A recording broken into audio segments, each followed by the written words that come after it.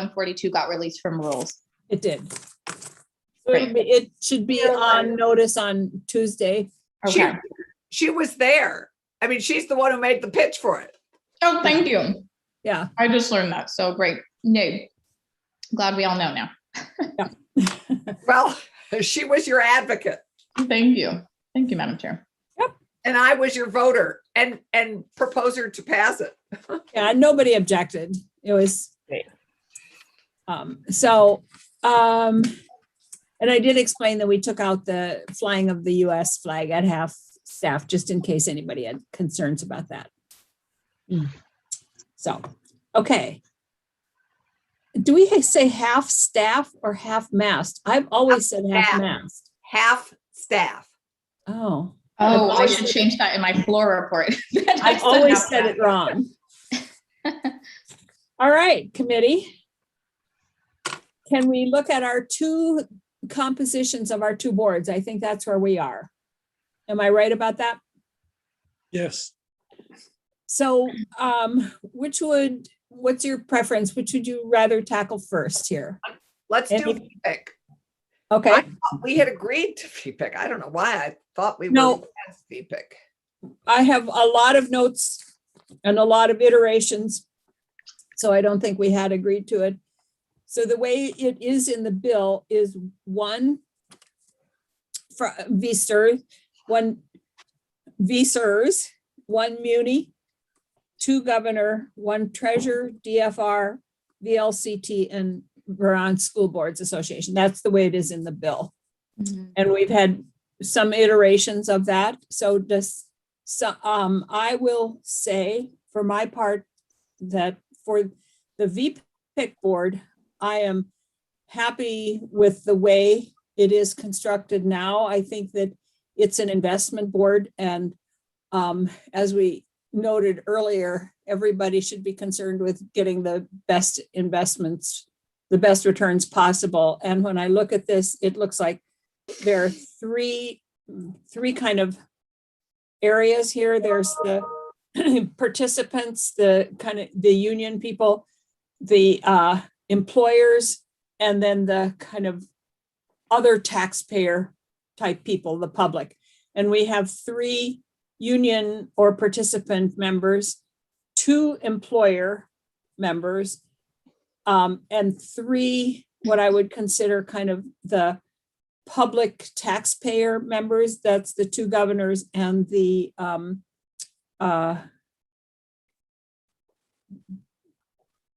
DFR, I guess I put there. Okay. And then the treasurer, I put separately, but that's, anyway, that's depending on how you look at it. So I'd like committee discussion where everybody else is. And that's where I am. So Senator Collmore. Thank you, Madam Chair. So as I counted up, there are 10 members, but 9 voters. Yes, because the Chair doesn't vote except for the chair doesn't vote. Yep. Except in a tie. And this is the way it came over from the other body. And I think, as I said, it seems like a week ago now, maybe it's less. I support the way it came over from the other body. Okay, Senator Rahm.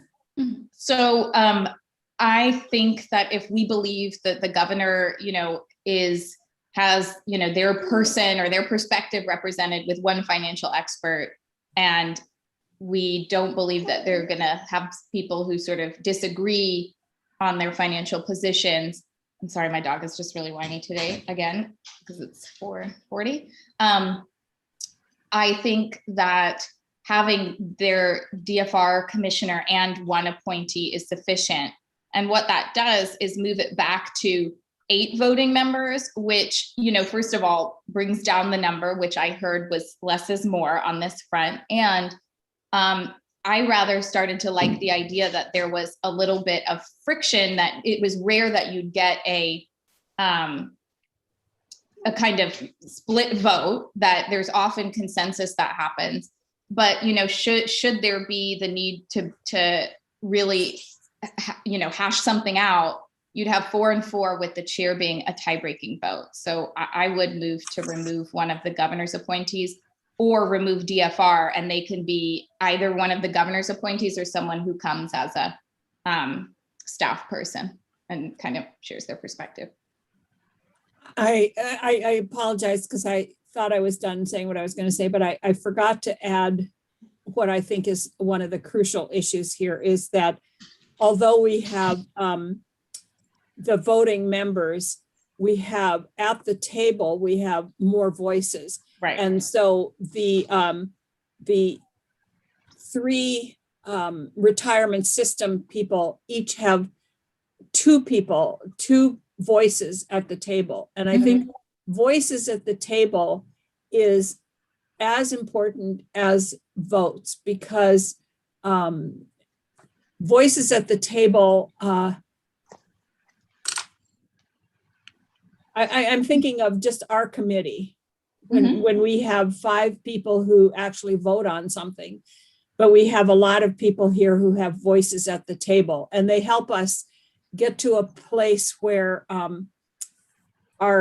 where we can vote on it. And so I when I look at this, I look at there are actually 6 union representative, 6 voices at the table. Well, then you can add that up for a lot of other folks too. So No, they don't.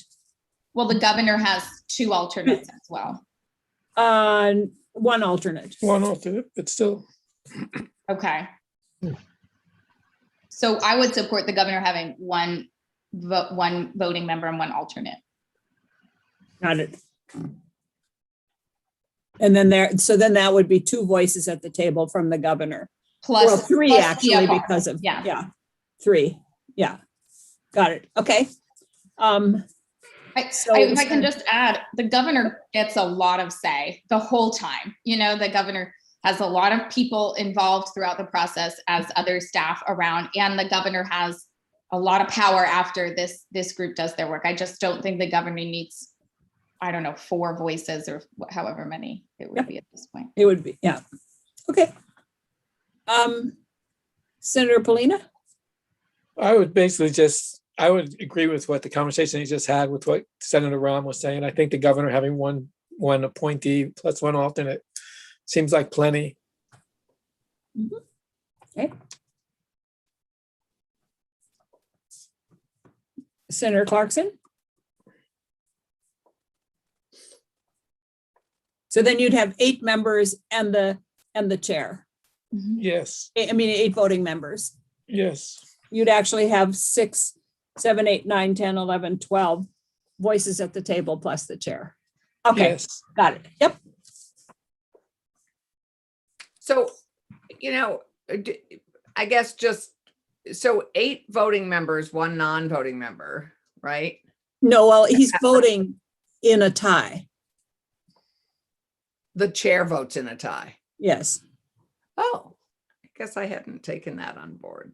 Gail has her hand up, which might mean something important for Oh, her. Gail. Okay. Oh, Gail. Thank you. Our attorney, Becky, needs to leave at 5 o'clock. And if we do need an attorney present, she said that she would find coverage for us. So I just wanted to put that out there now, since we still have about 20 more minutes. So committee, here's, I'm concerned about us going late here and coming. I'd like us to come to some decision, but is it possible for us to come to some decisions tonight and get them to Becky or whoever the attorney is? Is there any possibility we could meet on Monday to actually vote out when we've seen a nice clean copy of everything we've decided? Anytime Yeah, I was going to say I have preferred times, but I would also clear anything on my schedule for this. So does anybody, Senator Collmore, could you meet? I would hope that we could come up with all of our decisions today, but then allow Becky and whoever else the attorney might be to do it and get a clean copy to us so that we can actually vote out what we see as a nice clean copy instead of asking them to stay tonight. And I do have an edited version of everything you've done so far, so it Yep. would just be the membership decision making. Yep. Yes, I can meet Monday. I don't know that that advances the calendar though. Well, I think that if we can vote it out on Monday, we could, if we vote it out today, it's still gonna go on notice on, I'll check with Bloomer, but I think that we can probably, and I'm gonna ask if we can, pending entry on the calendar, if we can actually take it up. Okay. Senator Polina, could you possibly Yes, meet for just a yes, little bit yeah, on Monday? yes. Okay, and Senator Clarkson? I could conceivably meet at like 12:30 to 3:30 or 4. Oh, I don't think it would take that long. But I mean, I could meet early afternoon. Yeah. Okay, How about really let's- early in the morning? Yeah, that's my favorite time. You know that. I'm fine with that. So we I can, can't. I have a something I have to do in Lebanon early in the morning. Well, I mean, which is fine. You can meet without me. But No, I'm not back Probably not. until 10. no, I'd like us to meet all together and we can set a time, but with that decided, we'll figure out a time later on, but we'll allow Becky to do what she needs to do and not to try and find somebody to sit in for her right now, okay? Yes. Okay, great, thanks. All right, so let's go back to our, and look what I did. I Aw. did go pick one. It's been raining here all day. Nobody's Yeah. going Oh, out.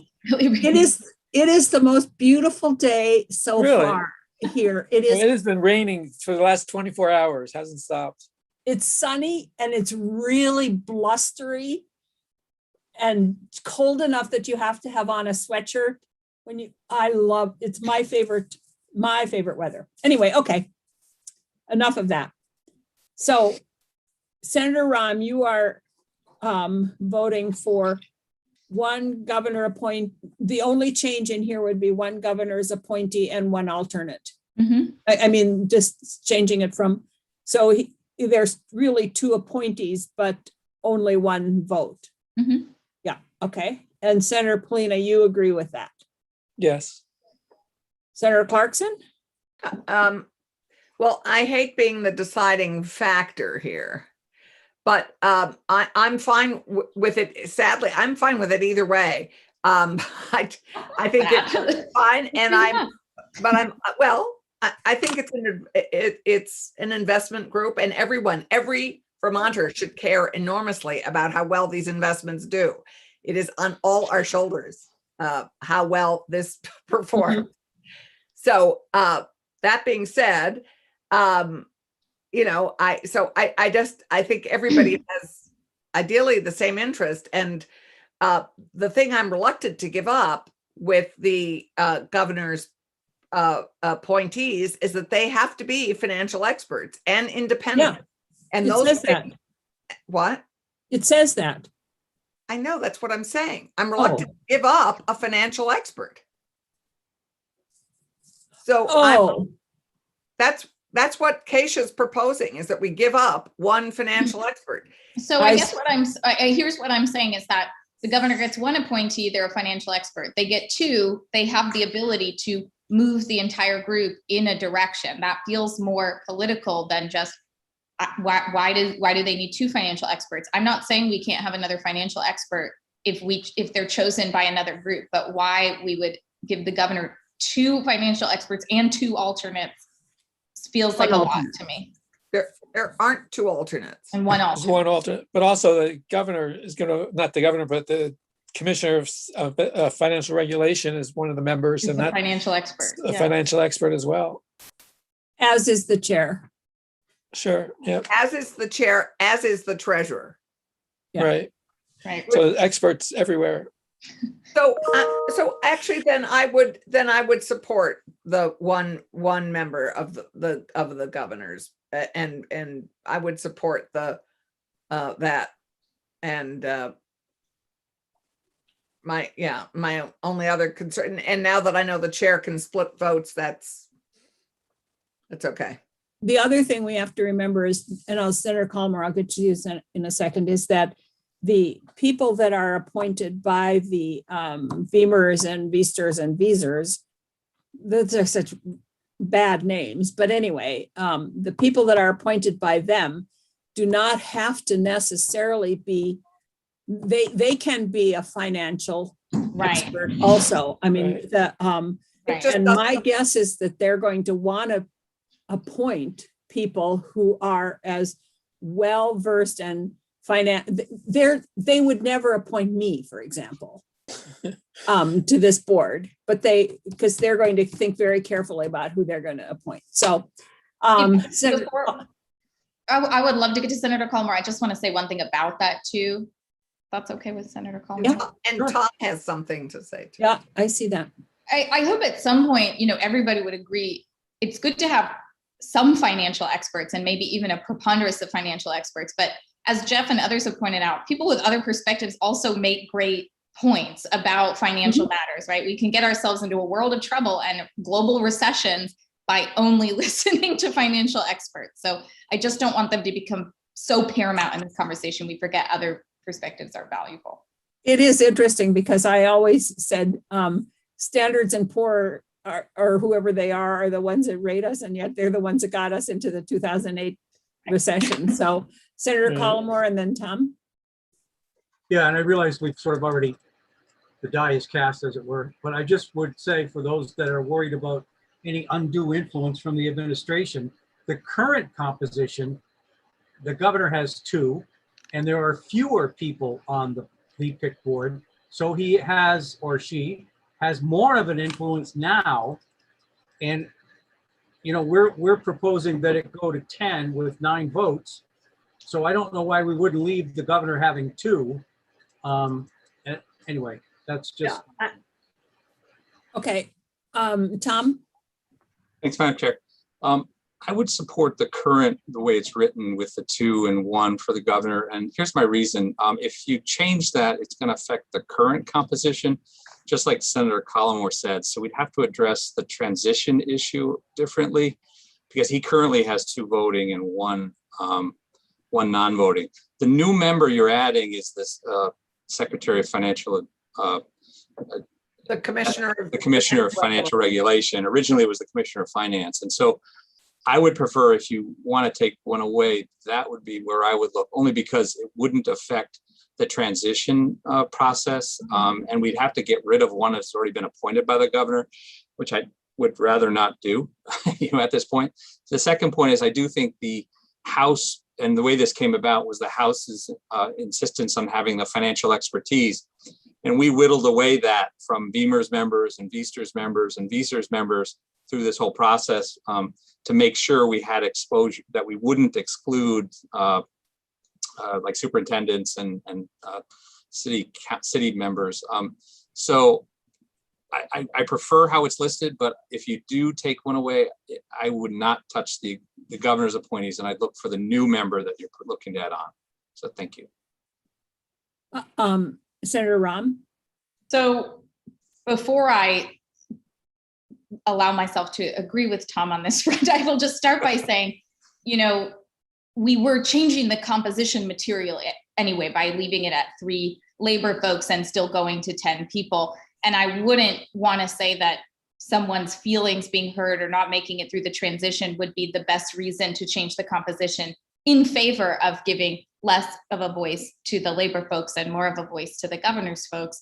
But I will agree that I have said all along, if the governor had 2 appointees and they wanted to appoint their DFR commissioner, great, but let's just give them those 2 appointments and not have DFR on there then. Yeah, Senator Clarkson. But Tom, the Commissioner of Financial Regulation is a governor appointee. So I think if you keep the commissioner and 1 appointee, keeps your current 2 governor appointees, quite frankly. So I think that's part of why I'm okay with going with that suggestion, because that keeps you with 2 governor appointees. My point would be more the institutional knowledge from the investment professionals that are the current governor's appointees. You're talking about the current people, not just. the positions. This change would affect the current makeup of the VPIC, which would affect the institutional knowledge of the two members, which do have a significant level of expertise on the current board. So I just bring that up as a point. And There then is a transition period, right? the transition period, yes. Yeah, so actually- I would say that I think that the governor's appointees, their transition, under the transition language right now, they would actually need to be reappointed as of this June, so. But you're getting rid of a spot. That's why you wouldn't be able to Okay. replace one of the governor's positions in an existing spot if you remove it.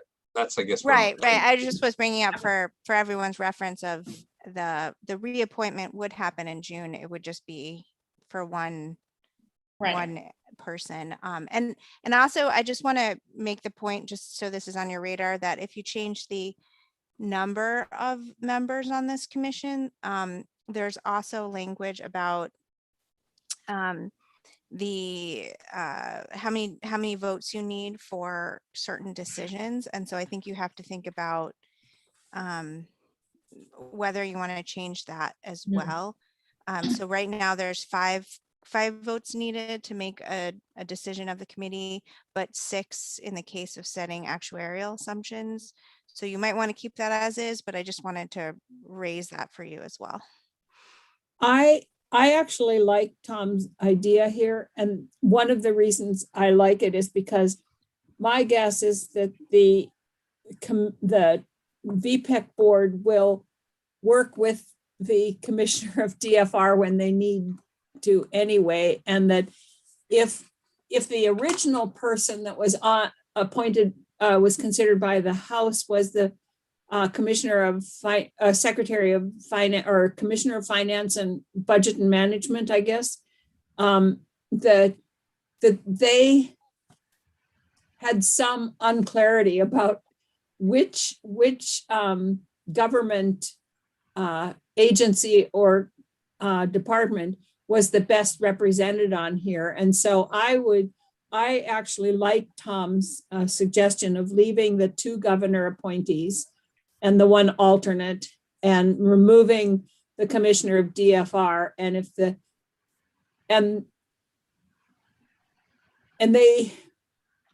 commissioner of DFR, when his or her expertise is required, I'm sure we'll be asked to work with them anyway. So I actually like that suggestion. I could live with that. Brian? I guess. Anybody else have any comments about that? Senator Polina?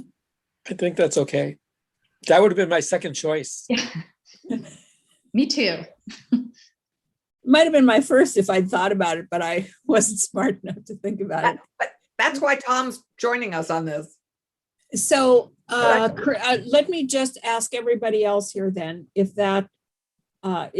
we leave the VPIC board the way it is in here, but remove the commissioner of DFR, does that, so I want to hear from everybody here. Beth?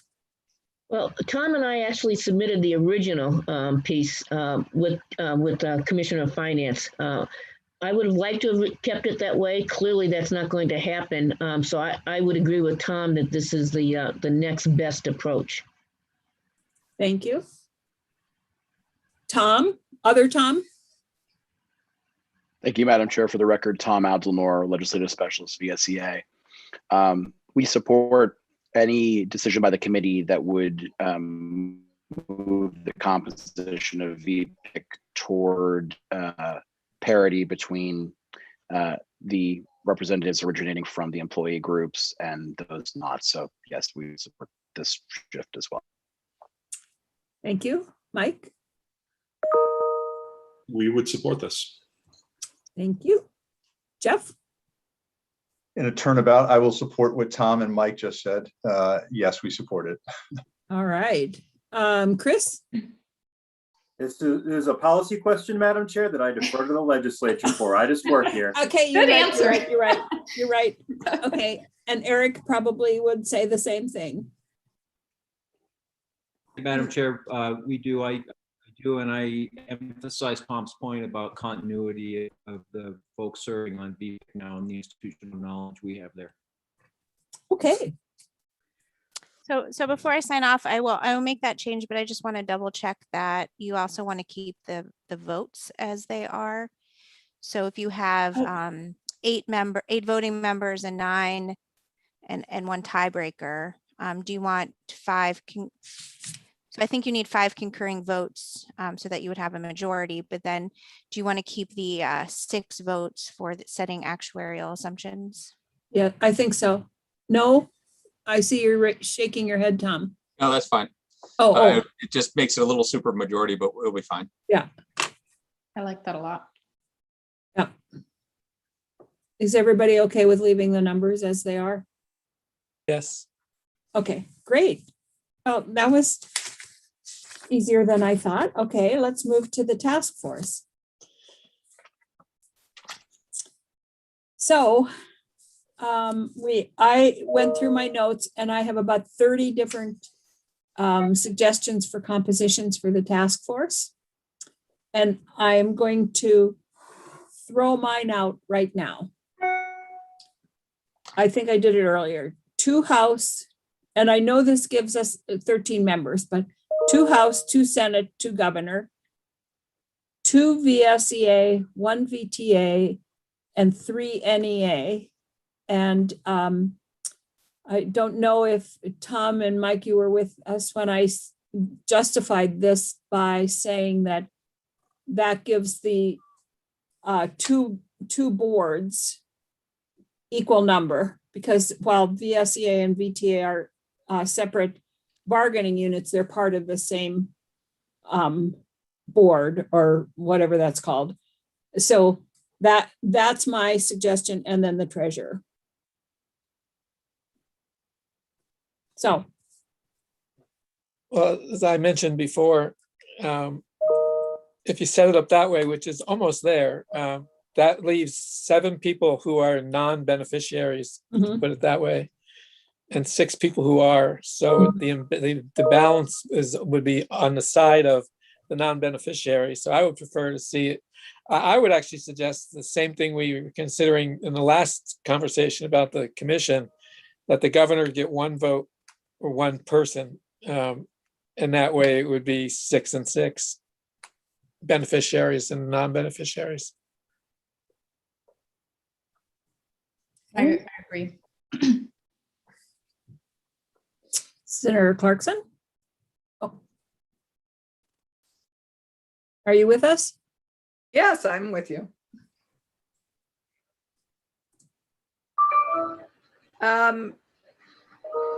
Yeah, I support this. I also was playing around with thinking about going back to 3 House, 3 Senate, and the Director of Retirement, and as a non-voting member. And I was sort of thinking about that too. In addition to all the other people, or? No. Oh, just that. Okay. 3 House, 3 Senate, 1 Director of Retirement who doesn't vote, who's a non-voting member, 3 NEA, 2 VSEA, and 1 trooper. And no governor appointees? No. And no treasurer. No Yeah, treasurer. the Director of Retirement you want on here, but I think we heard from the treasurer that it would, while the Director of Retirement would certainly weigh in, that there during this period of time is her busiest time of the year, and she simply would not be able to do it. I think that's what we heard. Yeah, I think that if we were to do that, and her designee, I'd probably end up a Michael anyways. Oh, that's right. I do remember that. It's very difficult. I do want to point out, although I do see myself as somewhat independent, and I actually that I am a member of the system, because while I have the opportunity as an exempt employee to participate in a defined contribution plan, I believe the DB plans are the best place to go, and that's why I'm there. Interesting. Right. So Well, can I ask the treasurer? I mean, let's say people saw you as like, you play this interesting role. If you're the 13th member, does that sit well with you? I mean, this could get Sure. pretty intense, so. So, I guess what I would say here is that, you've got two House, two Senate. Then I would look at the same thing, reducing the governors by one, but I would also think that they need to have real skin in the game. And what I would suggest is that it would be the Secretary of Administration or her designee. I think it's important to recognize that a senior member of the staff, because if you appoint somebody from the community, and I think there's obviously advantages to that, you need someone that is in contact and working with this and assigned to the governor's staff, and has enough influence on the process, because ultimately the governor needs to have skin in the game as well. We've talked about that. This is, as I said earlier, that this is, turn that off. This is the, I owe you some dinner at Sarducci's, Senator White. Oh, yes. I think that's the rule if the phone goes off. It is the rule. It is the rule. I owe you that. I think that you folks, as I said earlier, are the creator and the owner. So I see that there has to be a lead from the legislature, and I would again recommend that the co-chairs be one from the Senate and one from the House. But you do need the treasurer's office on there, and you do need the governor's office on there. And again, I think that it has to be someone that has the is part of the administration, because ultimately the administration is going to have to weigh in on this. And I think that frankly, the governors, all of us, represent the taxpayers. That's why they elect you. That's why they elect me, and that's why they elect the governor. And I do think that this gets to equal members. And I would think that this is a good way to go. And thank you folks for thinking about this. I think equity with the unions is extraordinarily important on this committee. When we started our process, we met with hundreds and hundreds and hundreds of folks because we wanted them to be involved in this. And I think that this is the way to go, one way or the other. And the other thing is, the larger it gets, the harder it is to do things. So I think this is a balance.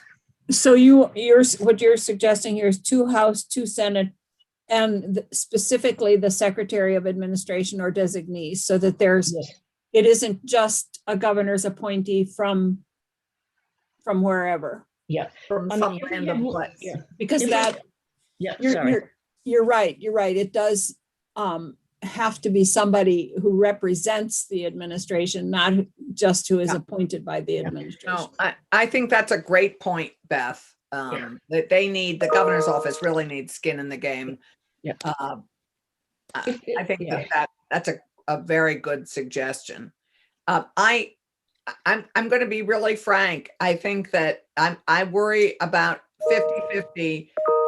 I worry about a stalemate vote, and I worry about that. So what do we do if we end up, it just an even number is just a concern. That's all. I cannot, for Senator Ram, I'll call on you in just a second, but I cannot for the life of me think that 4 legislators would always be of the same mind, or that 6 representatives from the VSEA and the NEA and the VTA would always be of the same mind. I am not worried about a stalemate vote here, because I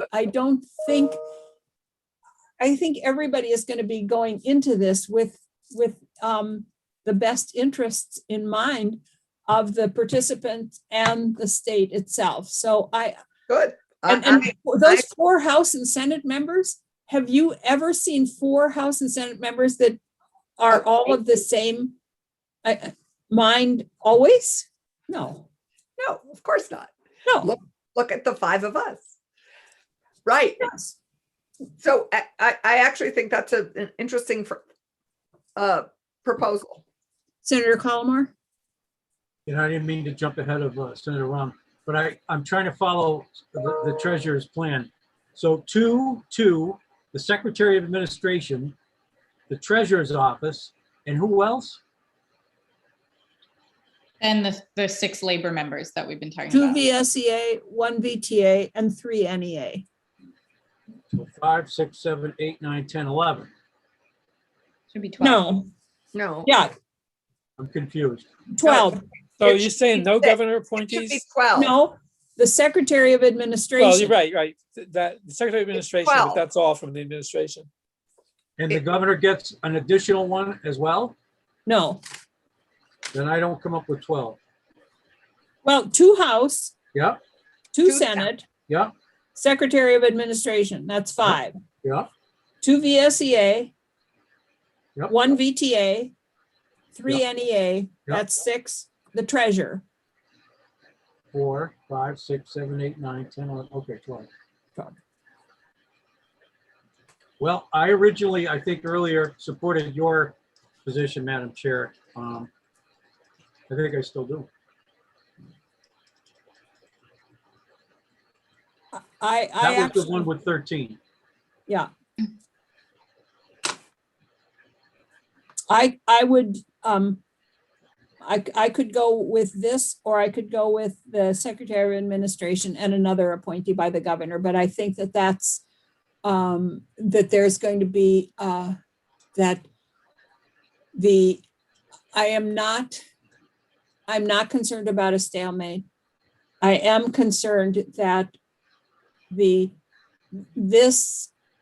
process here is so important that if there is a feeling that in any way that it is stacked against the participants, that there is not going to be the kind of energetic buy-in that there needs to be to come to this conclusion. And because I think that we will make sure that the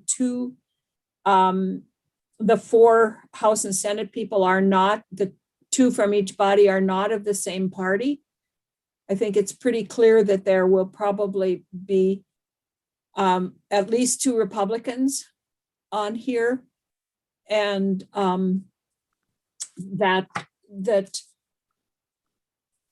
so I feel comfortable that in this case, and we're talking about a Republican governor and 2 Republicans on the committee. I mean, that's going to be a given, I believe. So I think that there will be the ability for the governor to have some voice in here without necessarily having that vote.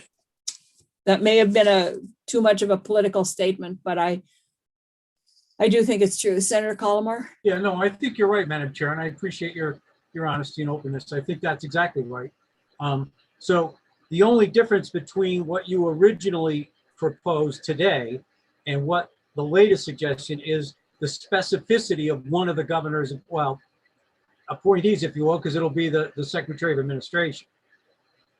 Correct? That the governor would have one voice there, have one voting voice. Yeah. And as part of the administration. But in fact, I think it's going to be very clear that that the governor will have influence in other ways. All sorts of people have influences in other ways. I mean, Right. we will, hopefully this group will hear from a whole range of interests and expertise. I mean, they'll have influence left, right, and center. I am okay with Beth's suggestion. Could I don't want to sound dense, but I just want to go through the numbers one more time so I know what we're talking about. Okay. 2 from the House, 2 from the Senate, Secretary of Administration, 3 from the NEA, 3 from the VSEA. No, 1 from the VSEA, 2 from the VSEA, 2 from VSEA, And the Treasurer. and 1 from VTA. Okay, I was combining VSEA and VTA. Okay. No, And one no, from the governor. Mike just gave you the death stare. And there's So one from the that's- governor too. Huh? Yes. No, the governor is only represented by the Secretary of Administration. Is that what we're saying? No, Or some legislators potentially. If that was Well, the second part. you know, we don't know who will be appointed Right. by the legislature. So Right, but the governor is going to, for terms of the administration, the governor's the executive branch. right. the Secretary of Administration is it. That's Beth's suggestion. That gives Okay. us, then I was misunderstanding because I thought when I said your original proposal today, Madam Chair. Yeah. was 2-2-2, treasurer, 3-2-1, and that the only difference now would be that one of the two from the governor would be in fact the Secretary of Administration, but that would still leave one other one. actually, that was my original proposal, was 2 for the governor, but I think that, I think that having the Secretary of Administration there is a pretty powerful voice. And I think that voice, it really carries the weight of the executive branch and of the governor. And I did listen to Beth's justification for that, in that if this isn't seen as balanced, that the energetic, the energy going into this might be less than we hope for if there's a feeling that it's stacked against the participants. And so that's why I could go along with just the Secretary of Administration from the governor's office here. And I think that is a very powerful voice. And it is true what Beth says, that it's the legislature that really is going to make the decisions here and that has to own this. And so having 4 legislators on here makes sense to me, because we better be behind whatever comes out of this. Hear, hear. Hear, hear. I agree. That's Senator Collmore, why you are right. My initial one was 2, but I think that Beth's statement, and I think that we heard before from the unions that the process here is so important, and the perception that it's really balanced. And I, as I said, these 2 House and 2 Senate members, we don't know who they might be. They might be right. We don't know who they'll be. People who hate unions, or they might be union members. I mean, not of these unions, but so we don't know who they'll be. So we don't know where they're going to kind of politically line up. So I'm fine with Beth's suggestion to have the 1. And I know the governor would like to have 2, but I think that the Secretary of Administration is a very powerful voice. The only other thing which I put out, but nobody nibbled at all, so I'm just going to be willing to put it out again, which is to, if Brian, if we were to consider that we would then make one of those 3 people a non-voting member, and then you'd have balance on the vote. That's just an idea. So if you had 3 people. What? One of which 3 people? So if you, so if you had the Secretary of Administration and a governor's appointee and the treasurer, one of them would be non-voting, and then you'd have 9. You'd keep. You'd have 9 people, 9 voices, but only 8 votes. You'd have balanced votes. It's just an idea to kind of play with this a little bit. I see what you're saying, so that the governor would have the an governor would still have alternate, 2. basically an alternate on there who would be a voice at the table, but not a vote. Right. I see what you're saying. Yeah. And then that addresses Brian's concern, or, anyway, it depends on who you'd want to make not have the vote. But I mean, it's just an idea. It was just so that anyway, if you wanted to do that. I think that I could. I think that, there will be many, many, many voices at the table here. I don't think, I agree. when I think about it, I'm not sure. If I'm looking at my screen right now and there are 1, 2, 3, 4, there are 12 people here. And there are only 5 votes here, but there are 12 voices at the table. And those voices, I think, have been very instrumental in helping us to, and so when this committee meets, whether it's 11 members or 12 members, they are going to have other voices at the table. They are going to be talking to tons of people out there. I mean, they'd better, if these 9 people or 12 people think that they're going to solve this on their own, they're crazy.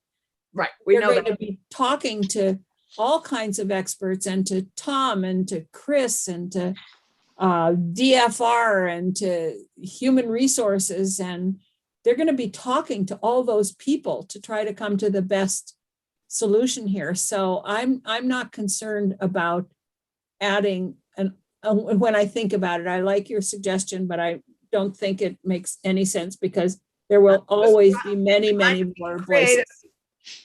Just trying to be creative and think of another option. Yep. No, I appreciate that. To go to. Just so you know, Allison, it was my third choice. I actually wrote down in my notes before we came back in, that one option would be to make one of them non-voting. So thank you, Anthony. And I do appreciate your attempt, Senator Clarkson, to at least consider my position. And I guess I find myself in the rather familiar position of a 4-1 vote here, which is fine. I don't think it'll keep me from voting against the bill, but I do want to make it clear. I still think, because I think, Madam Chair, you raise a good point. If you take a look at the 4 legislators, you could easily say 2 of them are going to go one way and 2 of them are going to go the other way. And so then we've got 5 labor representatives and possibly 7 votes if you take the 2 Democrat, progressive, whatever. So, you know what I mean? It just, I still feel that the governor should have that extra voice. But as I said, it's not going to prevent me from not voting for the bill. May I just say, I just have to say that I think there's a common purpose, which is a sustainable pensions, a sustainable pension system that benefits our workers and our state going into the future. I think everybody should have that same goal. So I would hope that was not a political thing. I mean, I think all of us want a sustainable pension system. It's really important. It's important to our credit rating around the state. I mean, it's important to everything. It's important to our taxpayers. It's important to our beneficiaries. I think, and the we they piece about who's a participant and who isn't, we're all participants. We're all taxpayers. We all support this system. We all care that it's healthy. So I just don't see this as a political, where that there's any sort of position politically, actually. And I would hope that there wouldn't be. I would hope that we all would be wanting the same thing. How we get there is going to be, of course, the robust conversation. But I would really hope that that piece was not political and that we all hopefully want the same thing. I agree, but I wasn't the one that brought up the balance issue. Right. That was brought up by the labor unions, and so I'm trying to respond to that while being fair to the administration as well. That's all. Yeah. Senator Rahm. So I just want to say, maybe I think there are very few decisions where if we just said, let's get a room of financial experts together and they can solve it, and we would be satisfied with the outcome. No offense, Tom. I think there are very few decisions that are that nature. We have loaded this task force up with a lot of big questions and a lot of things that are bigger than just, is this pension fund sustainable? And frankly, we're not all in the position of being told you have to work longer in a prison or doing some backbreaking work or teaching after you're burnt out.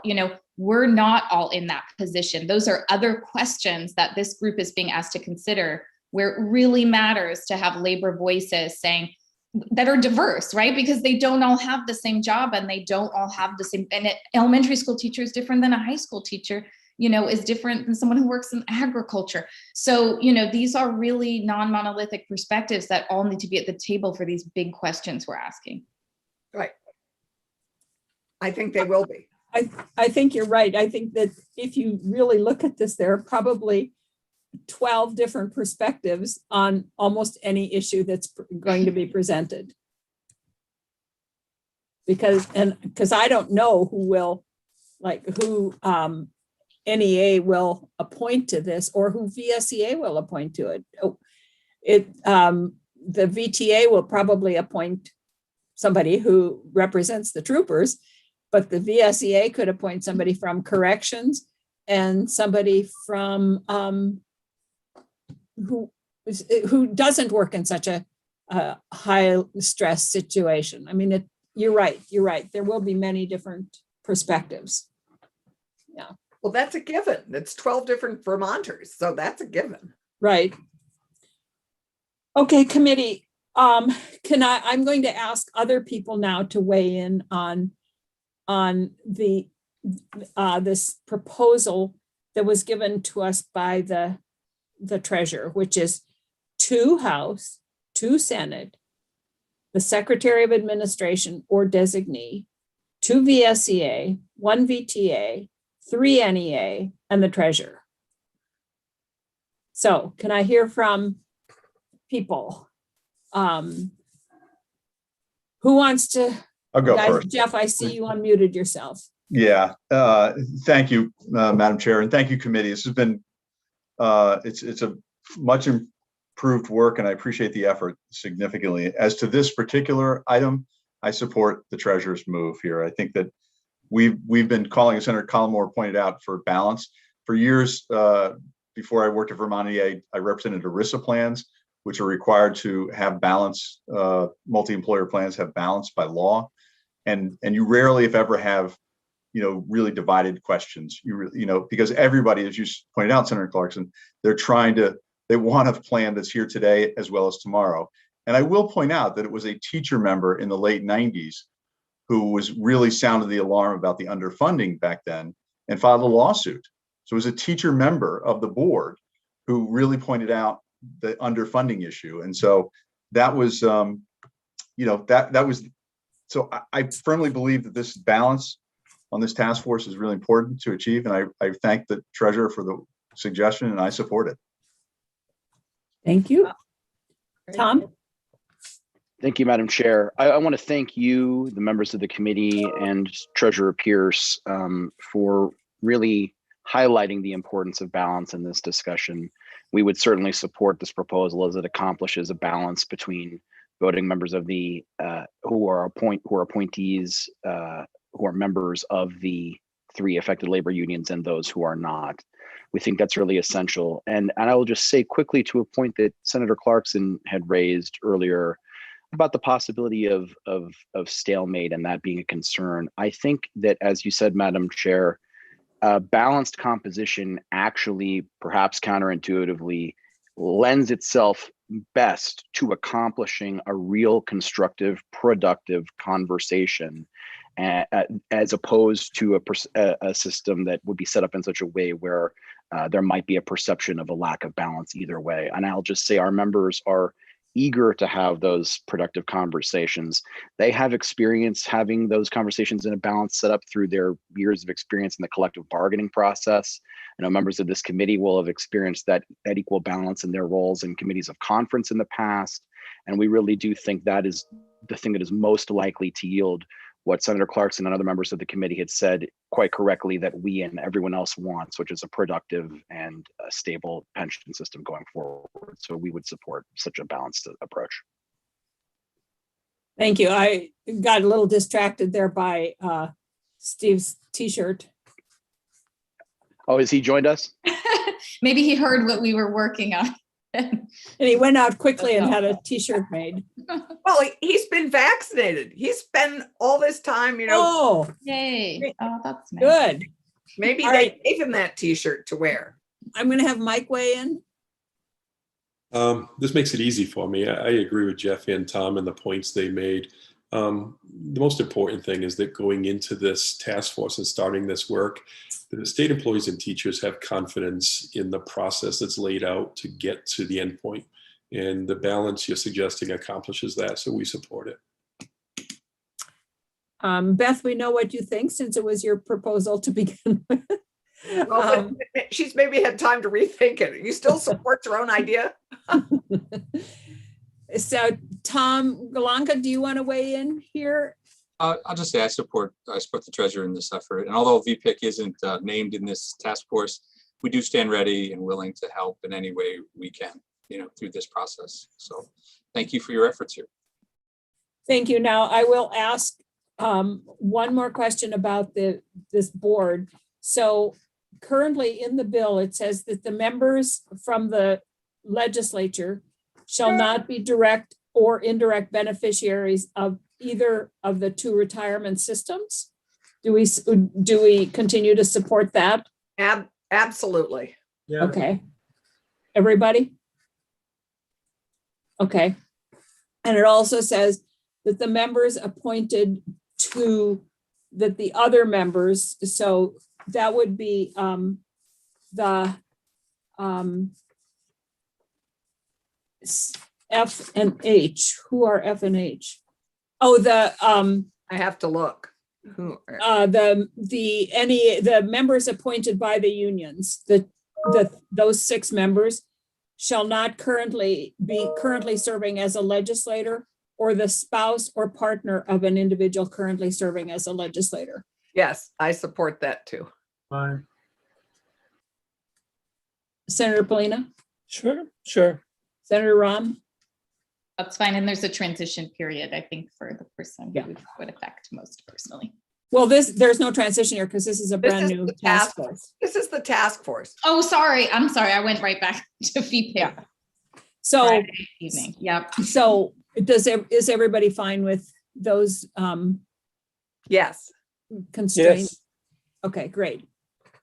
All right, so shall we, I know that Senator Collmore, that you disagree with this position, but is everybody else in agreement with the treasurer's proposal? Yes. I am. Okay. I think we have it. And we didn't So- even have to pull out the PJs. I know, or our dinner even. But it is time for a glass of wine. Sure. So I guess, yeah. It's a little. I will say that I will get this information to Becky. And if we could just meet for a few minutes on Monday to get a clean copy and have a vote on it. Can we do that? And Yeah. what time is best? We need to make sure that the 5 of us and Gail and Becky won't have to be with us because she'll have a clean copy to us, but what time should we try to plan on? 6:30 in the morning. What? Senator Collmore? I know that won't work. I said 6:30 in the morning. Okay, great. I have no problem with that. That is so not, I mean, Brian knows. Are you kidding? I am You not a will fan have- of 6:30, okay? Publicly, I am a nighttime owl. So, So you'll still be up by 6:30. oh, well, that's, if we met at 12:30, I'd be fine. 12:30, I'll be fine. I'm kind of tough on Monday until 11:30 or 11:45, but I could do any time after that. And I vote for 3 o'clock. It's the one time I wouldn't have to move anything. But I can also move things. So from like 3 to 4? Oh, I doubt we need a whole No, hour. We that could ruins the whole schedule day. it. Huh? That ruins a whole day. Some of us work on Mondays and need to do other things. They're working. I mean, You the are- problem is that most of us book things on Monday because it's the one day you have to book all the meetings that you need to do in your, So Does I've noon got meetings work, 9 to noon on Monday, so afternoon works better for me. So how about, Brian, if we did it, tagged it on to lunch and did it like from 1 to 2? In case you would that be a difficult one for you to move? 1 to 2 is probably the hardest one for me to move. Okay. What about noon? Do it during lunch, or we could all have lunch together? Well, I'm not exactly expecting an hour either. No, I'm not Noon- either. Noon to 2 involves work of mine that involves other people, other city officials and people that are hard to reschedule around. How about 5 p.m.? I've got a meeting at 5. Sadly, I can't do that. How long does your meeting at 5 last?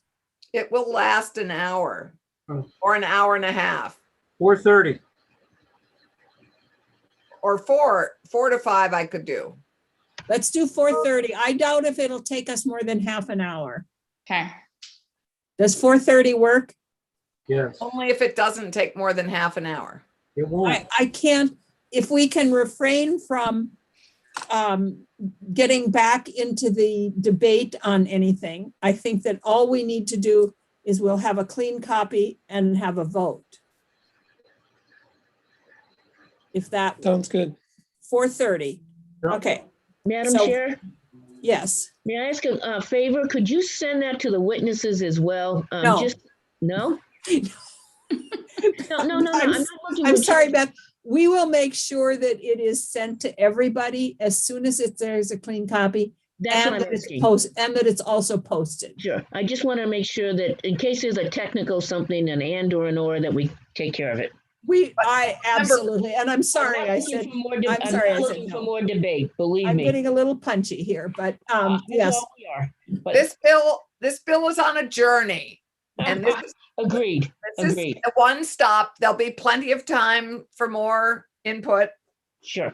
no, oh, yes, in conference. Oh, Yes, yes, but not there here. will.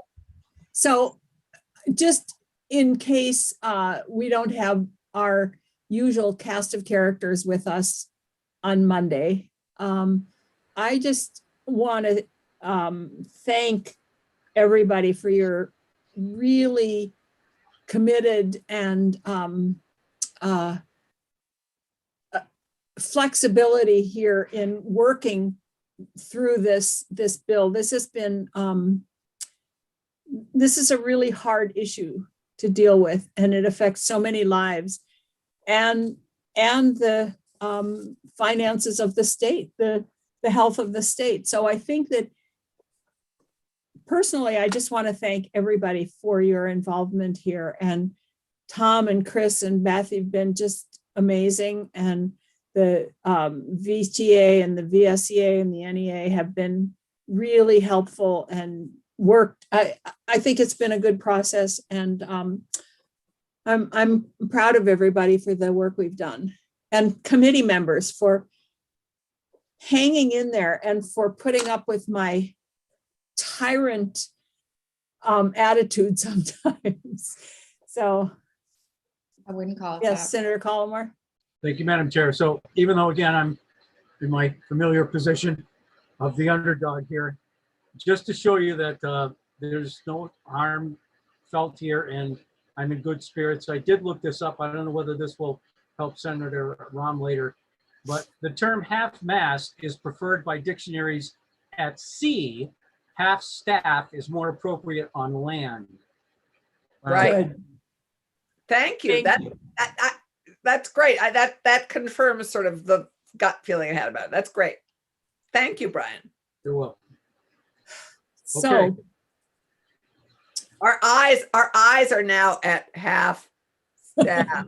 That math. half lid. Okay, so anybody else have anything they need to share right now or want to? Please, No, no. who's cooking dinner?